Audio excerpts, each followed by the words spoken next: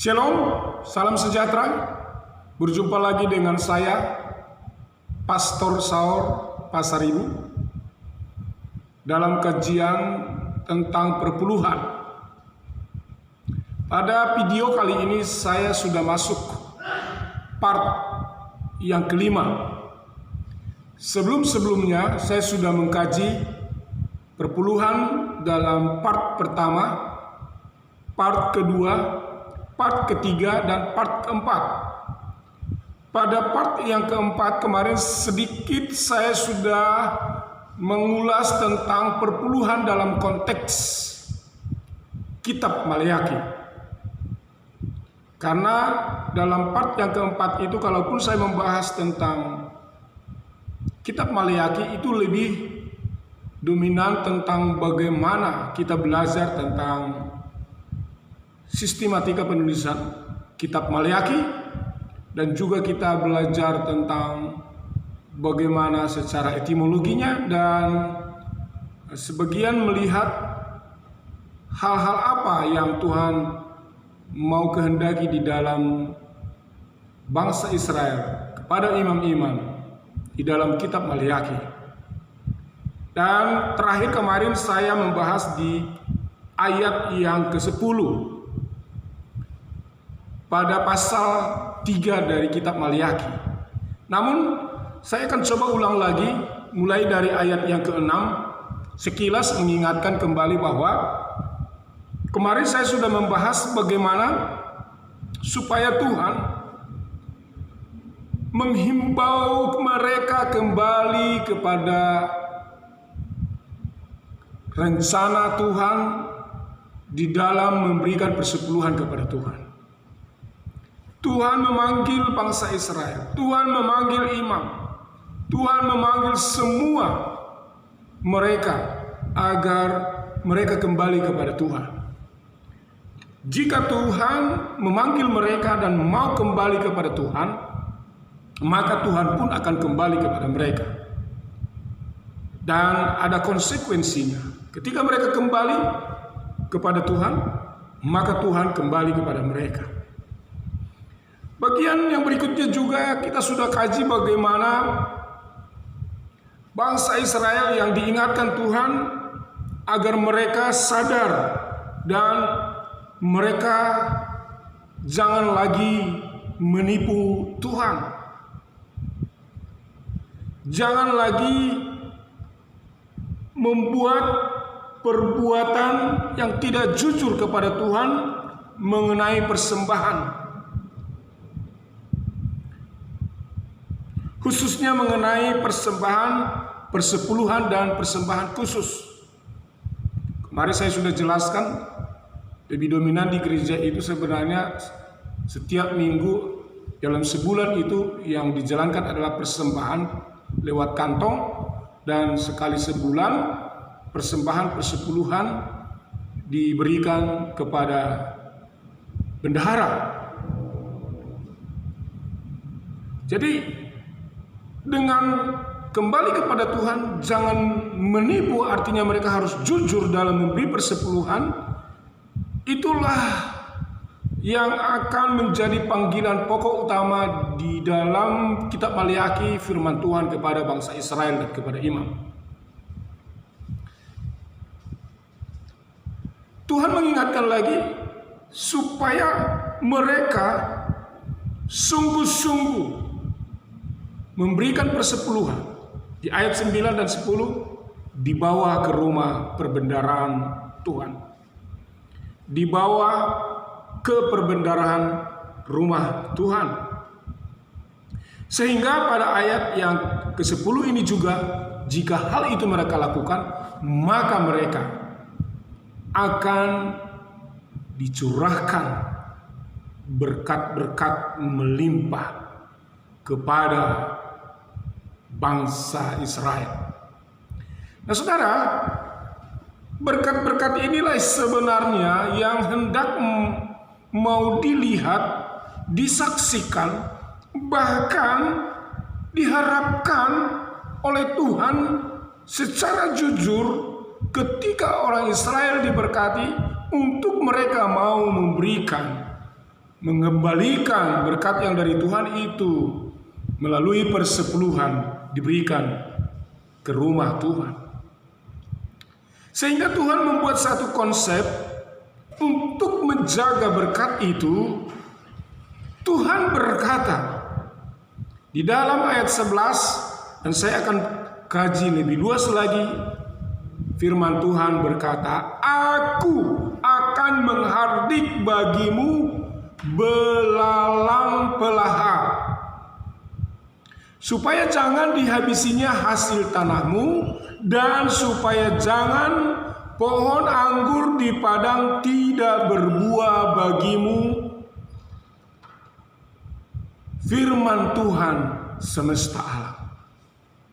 Saudara, dari ayat ini ada hal yang perlu saya menjelaskan, yaitu bagaimana kalau kita lihat di dalam kalimat, "Aku akan menghardik bagimu belalang pelahap." Saudara yang dikasih dalam Tuhan, apa sih belalang pelahap? Belalang pelahap adalah satu makhluk yang di zaman itu selalu ada dan bisa merusak tanaman bagi tanaman orang-orang Israel.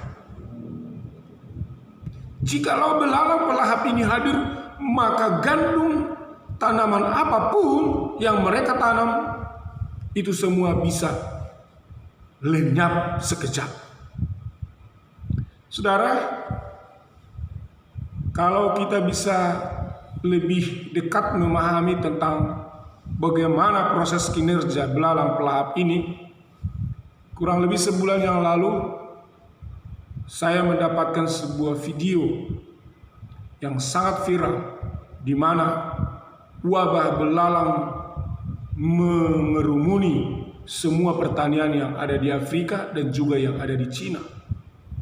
Dan di dalam video itu, saudara, saya sangat kaget melihat bagaimana jikalau belalang sekali hadir bisa sampai jutaan berkerumun dari sekian luas tanah pertanian di Afrika dan juga di Cina, itu dalam sekejap merusak semua tanaman tersebut. Saya melihatnya, saudara, merinding saking banyaknya belalang itu, dan tidak ada tanaman yang selamat, saudara. Artinya boleh saya katakan, belalang pelahap ini Tuhan angkat, yang mana menjadi suatu peringatan, menjamin kepada orang Israel ketika mereka memberikan persepuluhan, maka mereka akan dicurahkan berkat-berkat melalui Tuhan akan menghardik belalang pelahap. Tujuannya untuk apa? Dalam kalimat berikutnya di ayat Maleakhi pasal 3 ayat 11 dikatakan, supaya jangan dihabisinya hasil tanahmu. Jadi hasil tanah itu adalah hasil dari pertanian, entah gandum, anggur, apapun yang jenis tanaman pertanian yang mereka tanam, hasilnya itu tidak habis, tidak lenyap, tidak hilang, tetapi ada buah dari hasil pertanian mereka.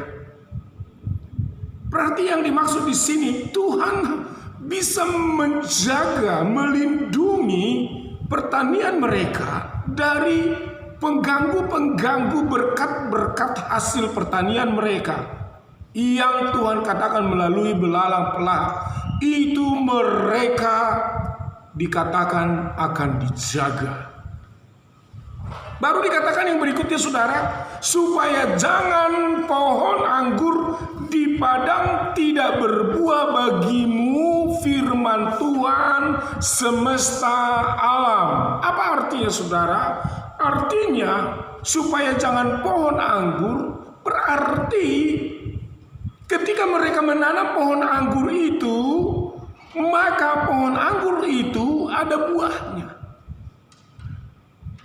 Jadi dari dua kalimat ini dari arti kalimat supaya jangan dihabisinya hasil tanahmu dan supaya jangan pohon anggur di padang tidak berbuah, saudara, saya mau artikan itu artinya Tuhan menjaga usaha pekerjaan orang-orang yang memberi persepuluhan, ya. Tuhan menjaga usaha dan pekerjaan orang-orang yang memberi persepuluhan. Dan yang kedua, Tuhan juga menjaga hasilnya dari pekerjaan atau usaha dari anak-anak Tuhan yang memberikan persepuluhan. Saudara, menjaga usaha dan menjaga hasilnya itu dua hal yang berbeda. Ada banyak orang, saudara, sukses berusaha. Sukses mereka membangun perusahaan. Tetapi saudara tidak sukses memelihara hasil dari perusahaan itu. Karena kenapa? Hasilnya memang banyak. Tetapi saudara, dari hasil itu bisa hilang sekejap. Karena kenapa? Firman Tuhan ingatkan, sebab mereka tidak memberikan persepuluhan. Bukan saya yang mengancam, bukan saya yang meneror. Karena kadang-kadang pendeta melihat kitab ini, saudara, pernyataan ayat ini seolah-olah pendeta yang menakut-nakuti jemaat, pendeta yang seolah membuat satu pernyataan wow supaya jemaat takut. Saudara, bukan. Ini firman Tuhan. Mulut dan bibir saya hanya menyampaikan. Dan ini real teks dari apa yang dikatakan oleh kitab Maleakhi pasal 3 ayat 11. Akan dijaganya. Banyak orang, saudara, bekerja bagus, tetapi hasilnya bisalah menjadi ke penyakit, bisalah menjadi ke rumah sakit, bisalah menjadi ke utang, bisalah menjadi ke banyak. Saudara, dijauhkanlah kerana itu. Biar kita tahu bahwa ketika kita memberikan persepuluhan, ternyata perlindungan Tuhan dari surga untuk usaha pohon anggur itu dijaga, sehingga bisa berbuah. Ketika berbuah, dipetik hasilnya, itu disimpan, bisa dimakan sendiri, bisa dijual untuk menjadi uang. Dua hal ini adalah sesuatu hal yang berbeda. Tetapi saya mau katakan, Tuhan berkata, usahanya diberkati, hasilnya juga dijaga dan diberkati. Banyak jemaat saya melihat di dalam pengalaman hidup mereka, saudara, ketika mereka tidak memberikan perpuluhan, banyak penyakit yang menimpa kepada mereka. Dan kepada saudara-saudara yang mendengarkan, dan termasuk juga jemaat Tuhan, perhatikan ini, cermati ini, ingat ini. Setuju atau tidak setuju di hatimu, ini merupakan suatu pernyataan yang keras atau sulit kamu terima. Tapi satu hal, suatu kelak, ketika engkau sadar dan dewasa secara rohani, hal-hal demikian perlu kita renungkan. Saudara, bukannya berarti kita berdoa supaya saudara perusahaannya bangkrut, bukan. Saya sebagai pendeta selalu berdoa supaya usaha setiap jemaat bukan saja berhasil, tapi dilipat kali gandakan, diberkati. Kalau sudah mungkin buka usaha satu, oke, buka usaha lain lagi, bertambah. Itu doa kita, saudara. Tetapi ingat, engkau sebagai anak Tuhan, engkau sebagai jemaat yang sudah didoakan oleh pendetamu, yang sudah didoakan di gereja di mana engkau berjemaat, jangan kamu lupa setiap berkat itu harus dikembalikan kepada Tuhan. Dibawa ke rumah Tuhan melalui bentuk persembahan persepuluhan dan persembahan khusus. Setiap minggu kita membawa persembahan, saudara. Setiap sekali sebulan kita harus juga menyerahkan persembahan persepuluhan. Saudara yang mungkin mendengar ini merasa takut, waduh ngeri banget pendeta ini ya. sepertinya diancam. Saudara, tidak. Ini firman Tuhan. Apapun saudara ungkapan pernyataan firman Tuhan, intinya kalau kita mau taat firman Tuhan, jangankan bersifat perpuluhan, bersifat dosa saja saudara. Saudara mencuri, ketika ada khotbah tentang mencuri, dikala saudara tidak mau menyadari bahwa itu adalah sebuah kesalahan, dikala saudara tidak mau bertobat bahwa mencuri itu adalah sesuatu yang dimana saudara harus kembali kepada kebenaran, maka hanya ada dua pilihan.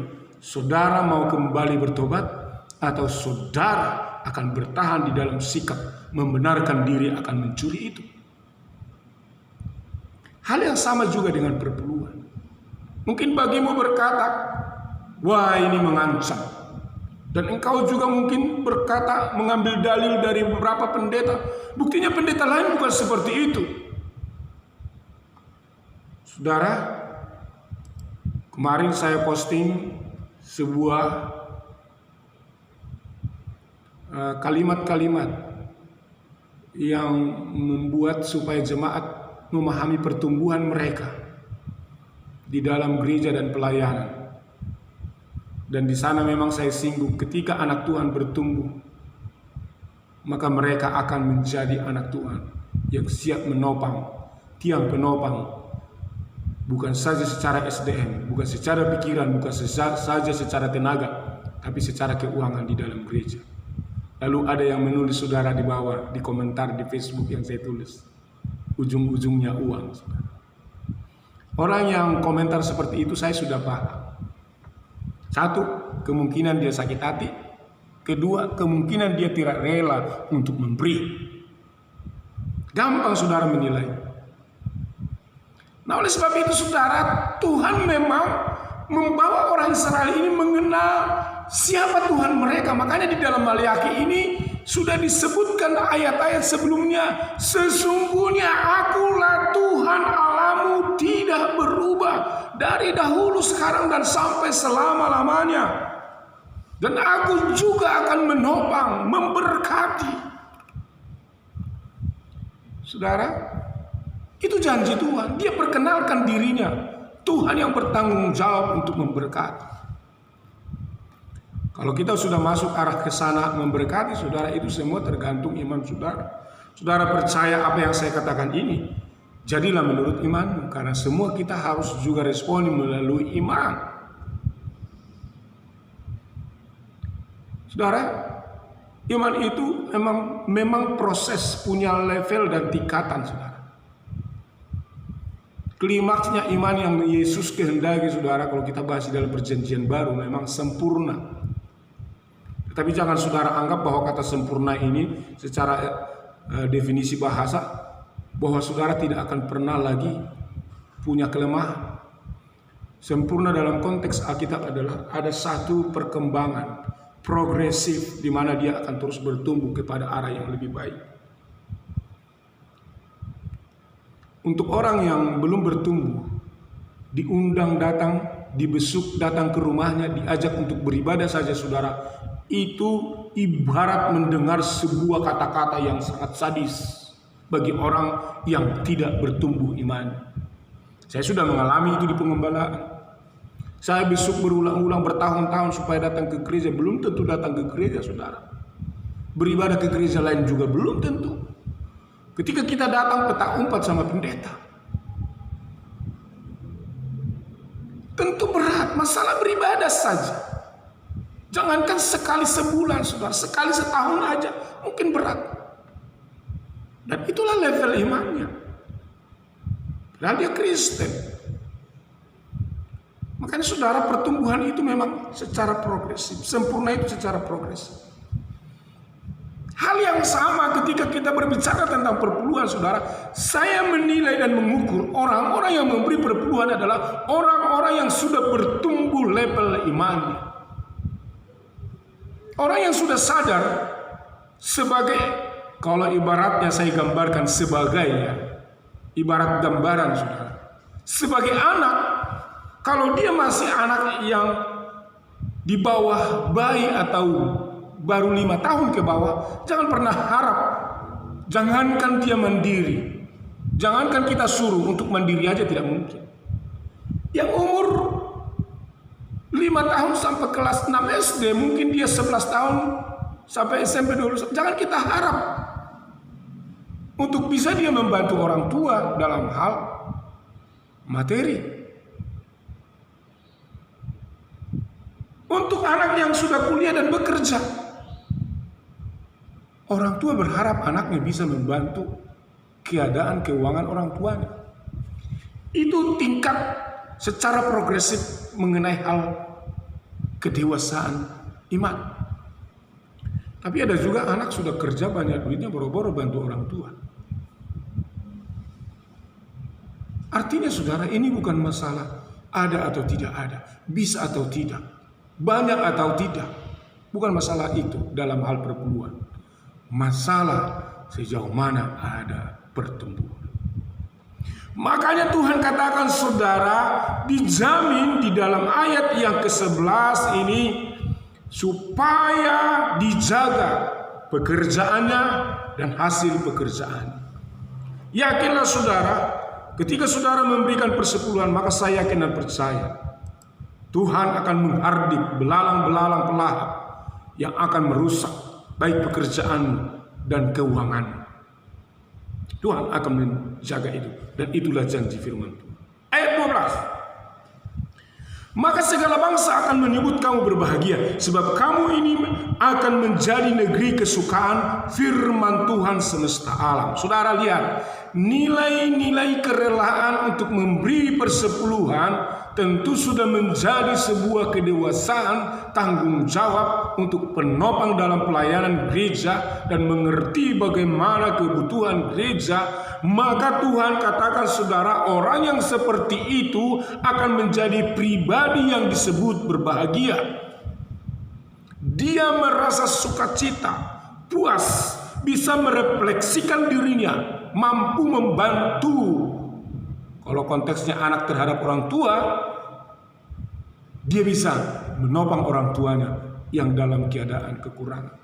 Kalau konteksnya jemaat kepada pelayanan, maka dia bisa tahu hal-hal sejauh mana kebutuhan gereja diperlukan, dan dia menopang secara keuangan, finansial. Saudara yang dikasih dalam Tuhan, akan disebut berbahagia, sebab kamu ini akan menjadi negeri kesukaan firman Tuhan semesta alam. Saudara yang dikasih dalam Tuhan, saya boleh katakan ketika ada jemaat yang mana dia sudah rajin memberi persepuluhan, dia akan menjadi ikon, dia akan menjadi figur, dia akan menjadi teladan buat gereja, buat jemaat, buat pelayan-pelayan, untuk membuktikan bahwa dia sudah memberi contoh. Dan saudara, itu akan menjadi kesukaan sebenarnya di gereja. Itu akan menjadi figur di gereja. Dia akan menjadi pola, contoh yang baik di dalam gereja. Kalau kita konteksnya untuk gereja, ketika semua jemaat melakukan ini dengan baik, saudara, maka gereja itu dikatakan disebut gereja yang berbahagia. Gereja yang mana ada kesukaan. Bagaimana tidak disebut gereja ada kesukaan? Karena tentu di dalam gereja itu finansial sangat tercukupi oleh karena jemaat yang memberi persepuluhan. Tapi coba saudara yang nggak peduli keadaan gereja, sebesar apapun gereja itu, tetap aja saudara tidak akan bisa bertumbuh. Suatu tulisan atau video pernah saya lihat saudara, ada gereja di Eropa. Tahu Eropa saudara?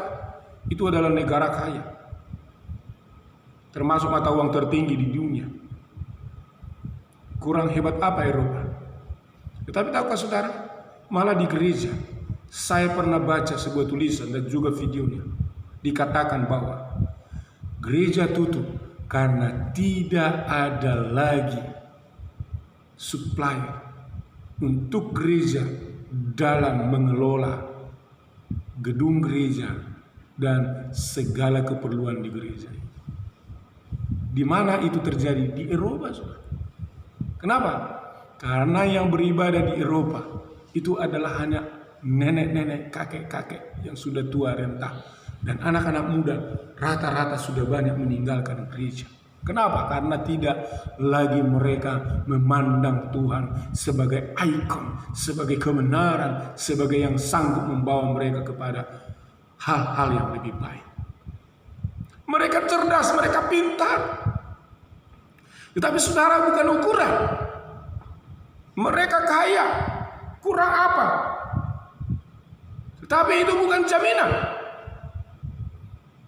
Karena gereja akan terpelihara, kecil atau besar, itu harus dilihat. Konteks firman Tuhan berkata, umat Israel, dalam konteks bangsa Israel, memberi persepuluhan kepada rumah Tuhan. Jemaat Tuhan dalam konteks gereja memberi persembahan persepuluhan untuk rumah Tuhan. Maka ingat saudara, gereja pun akan disebut menjadi gereja kesukaan. Itu firman Tuhan.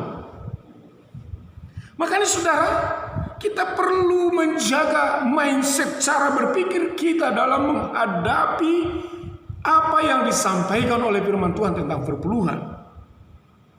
Sehingga di dalam ayat 13 dikatakan begini saudara, bicaramu kurang ajar tentang aku, kata Tuhan. Firman Tuhan. Tetapi kamu berkata, apakah kami bicarakan di antara kami tentang engkau? Umat Tuhan bilang, apa yang kami bicarakan?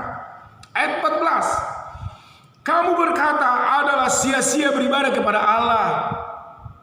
Wah, saudara. Apakah untungnya kita memelihara apa yang harus dilakukan terhadapnya? Wah.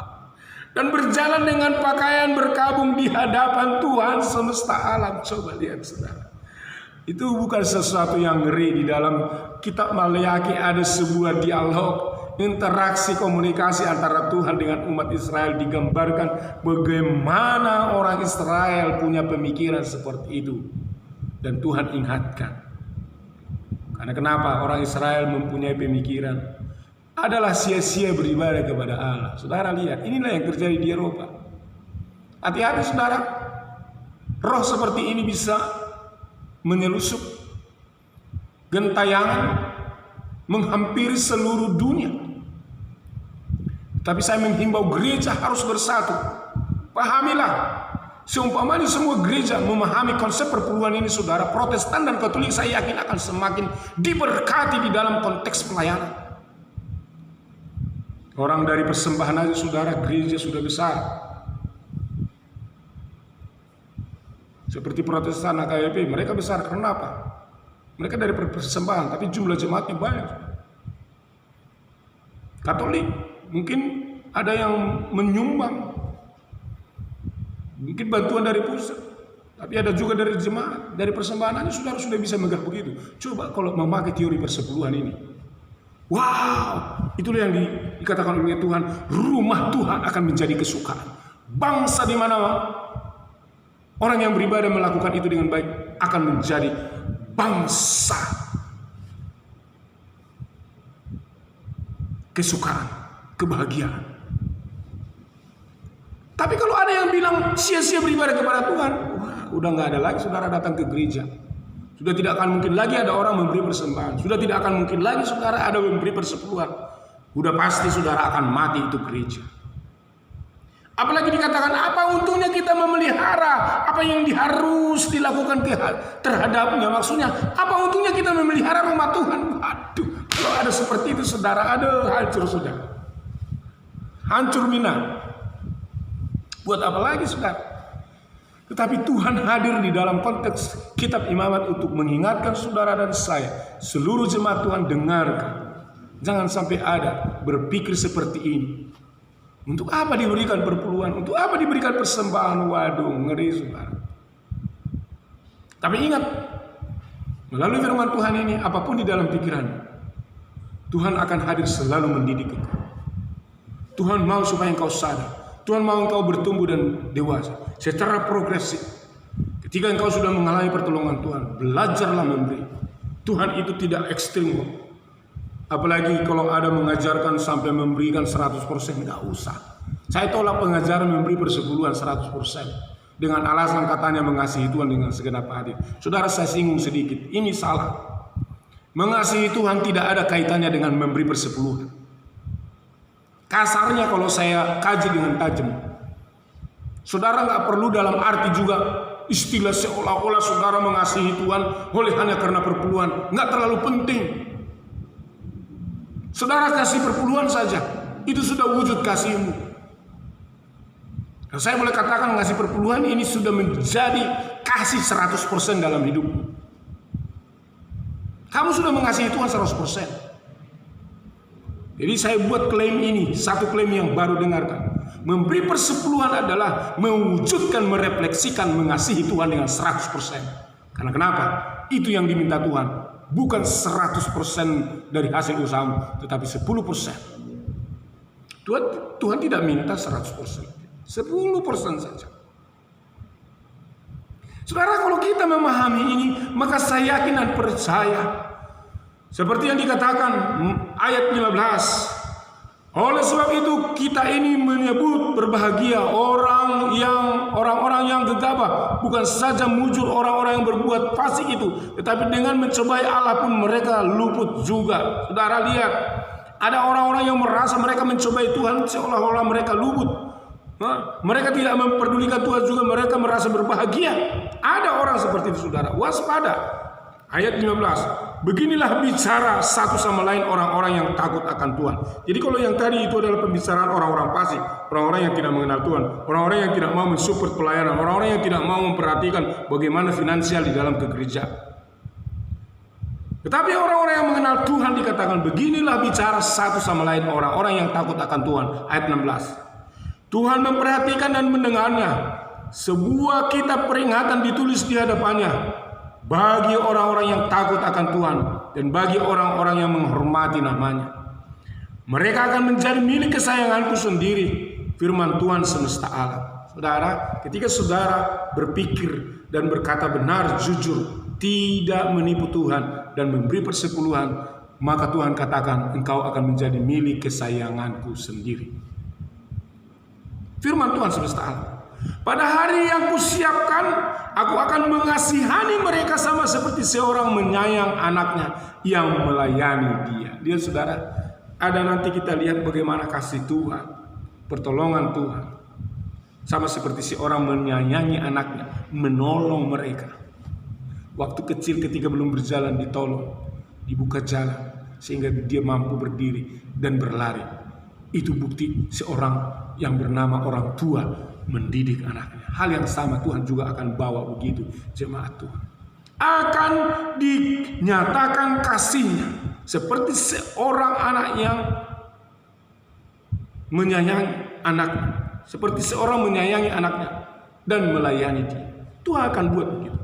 Maka kamu akan melihat kembali perbedaan antara orang benar dan orang fasik, antara orang-orang beribadah kepada Allah dan orang-orang yang tidak beribadah kepadanya. Ayat 18. Lihat saudara, akhir dari pembahasan saya tentang kitab Maliaki itu adalah bagaimana kita lihat di sini, di mana dikatakan ayat 18. Maliaki pasal 3 ayat 18. Ketika memberi persepuluhan, di sanalah akan terlihat bagaimana kembali perbedaan antara orang benar dan orang fasik, antara orang-orang yang beribadah kepada Allah dan orang-orang yang tidak beribadah kepada-Nya.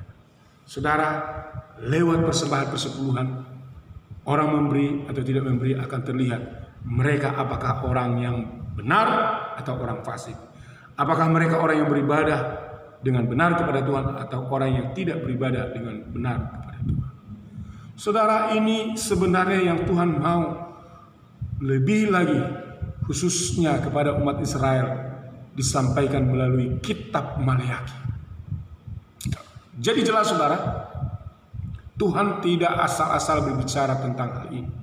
Tapi Tuhan mau supaya umatnya memahami apa dan bagaimana tujuan maksud persepuluhan tersebut.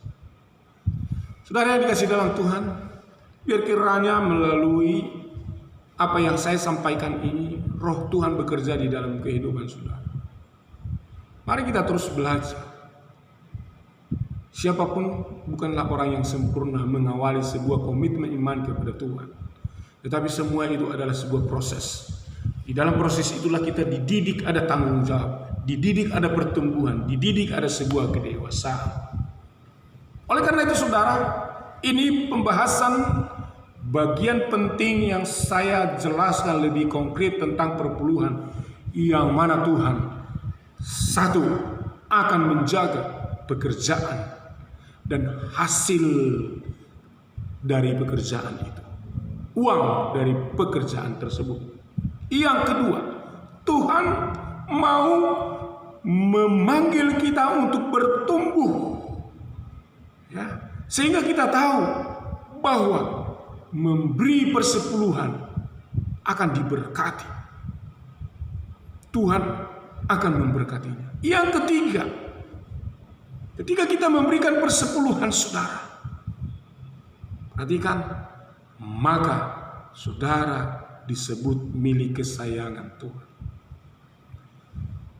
Seperti seorang tua mengasihi dan menyayangi anaknya, demikianlah Tuhan menyayangi saudara.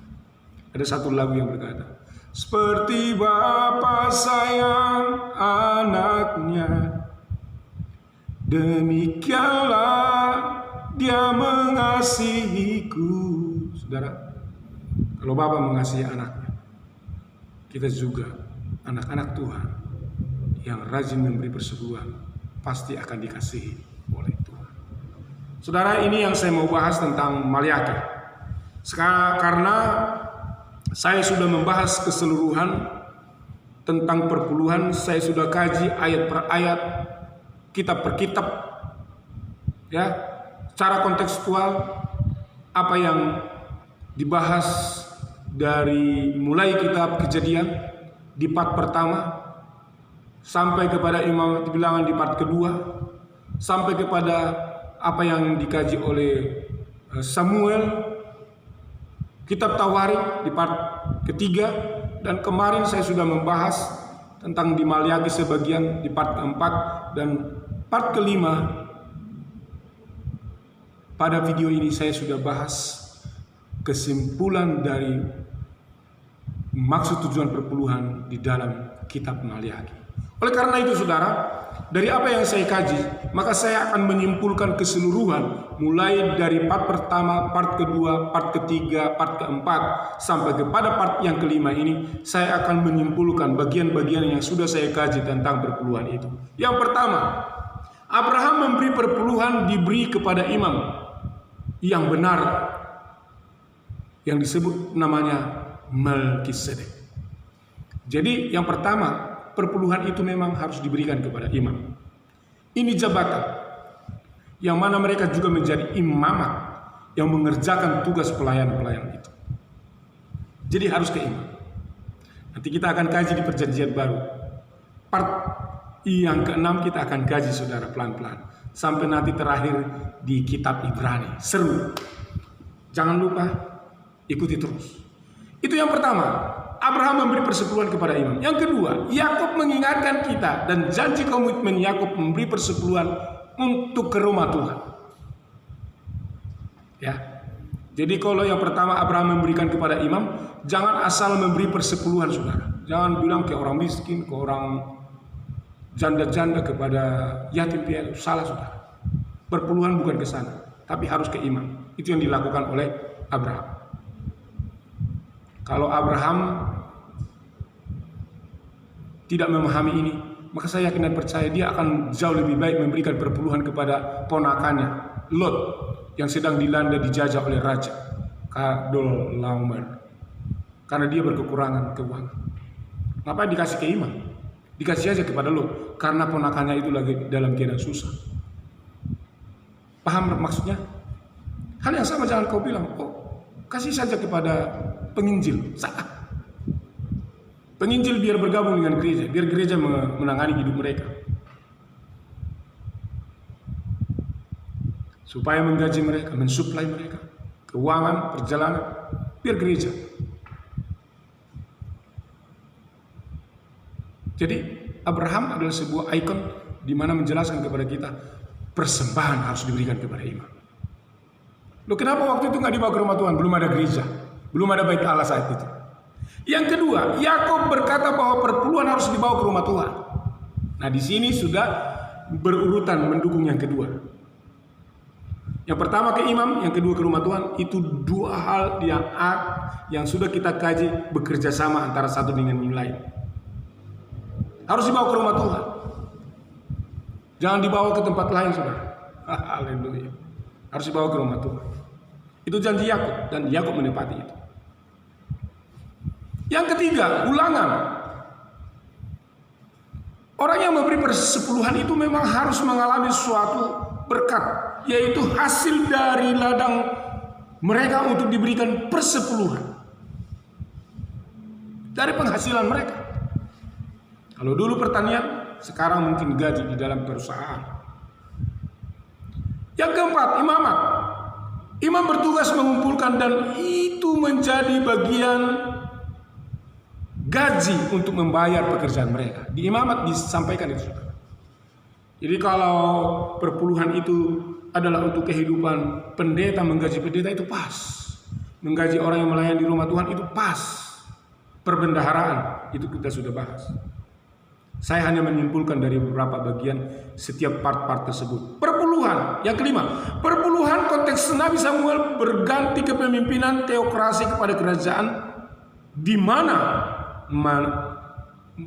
mereka akan dipimpin oleh manusia. Jadi Samuel sendiri saja pernah was-was tentang bagaimana orang Israel meminta supaya mereka dipimpin oleh seorang raja. Itu diingatkan juga mengenai perpuluhan. Memang benar apa yang diingatkan oleh Samuel ini di masa kerajaan Saul, Daud, Salomo tentang perpuluhan tidak lagi pernah dibahas.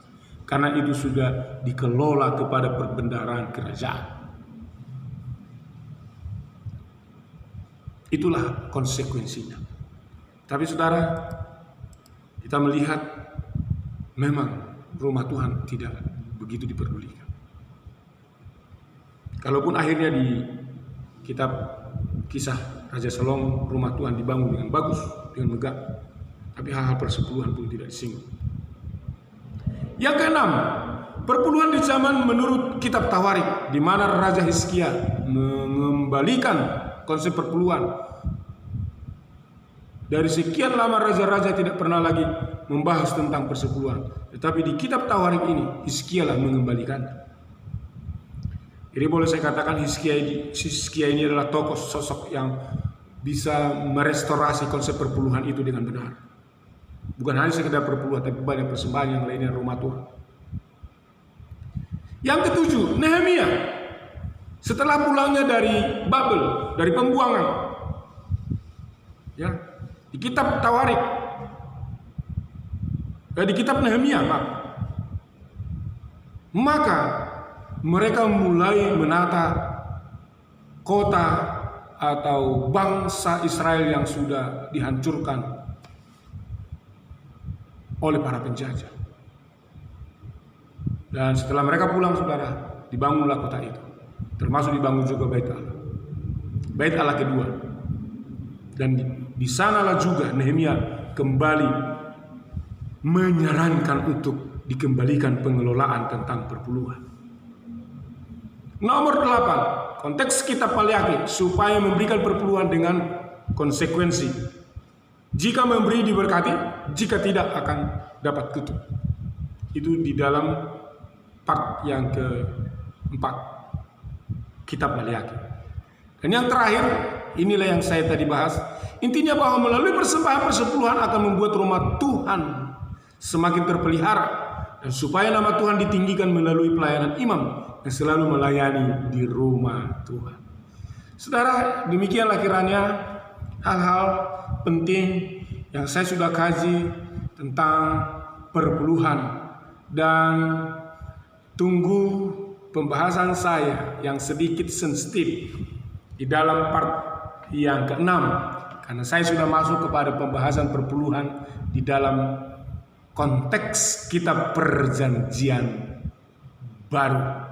Mulai nanti kita bahas dari kitab Matius sampai nanti kitab Ibrani. Kita akan lebih luas lagi mengkaji, saudara. dan mungkin agak sedikit sulit, tetapi saya akan ramu dengan bagus. Doakan saya supaya diberikan Tuhan hikmat, sehingga apapun yang saya sampaikan itu tidak melenceng dari firman Tuhan, tetapi menjadi satu pembanding motivasi menegakkan bagaimana hal kebenaran itu harus disampaikan, sekalipun seringkali itu sulit diterima oleh banyak orang.